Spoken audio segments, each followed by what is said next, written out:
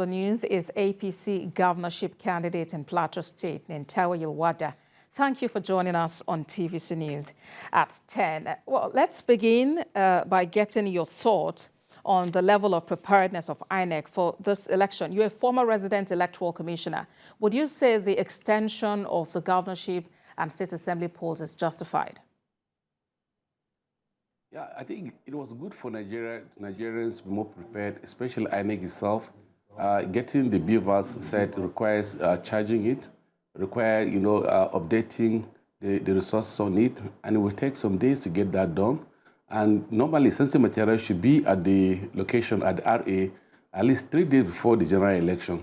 And it was 2 days to the general election, so it was impossible to charge them, take them to the RAs, and then discharge them at the polling unit, on time. Therefore, it was good for INEC to postpone it and get it right.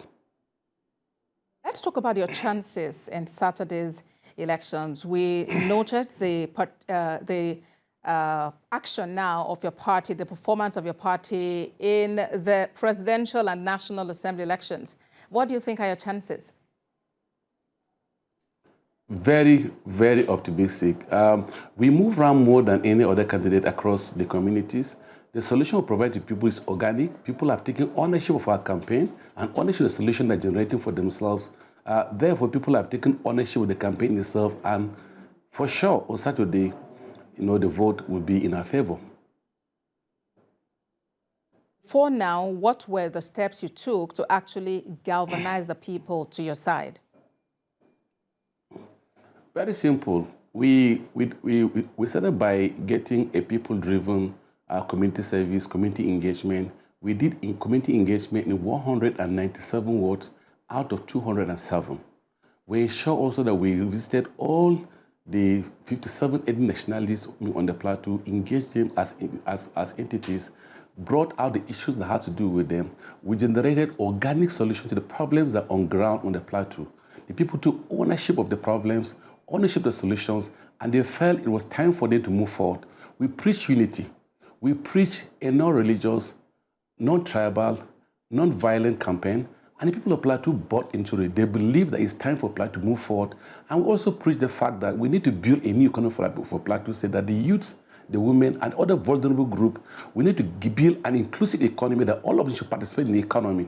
The Plateau people believe in those ideologies, that the economy, the unity, and the prosperity of Plateau State and the security are unquestionable and unnegotiable. And that's why I'm here. And the people of Plateau have owned those three issues of the security, the prosperity, and the unity as a basis for what they're challenging us to go on for. Many people have brought propagandas. They brought divisive means from religious to tribal to ensure that they truncate what the Plateau people are dreaming to have next Saturday. But the people are resolute. People are wiser. People are more prepared to vote for a prepared, somebody who is prepared, somebody who is experienced, somebody who is exposed, somebody who has the capacity, somebody who has the intellect required to run a state that is as complex as Plateau State.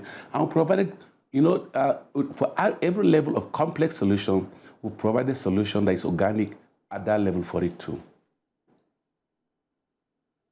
Dr. Yilwatda. Now, well, I'm actually curious because indeed at the moment the APC is at the helm of affairs in the state, but the bid for election for the office of Senate for, Governor Simon Lalong didn't exactly go as planned.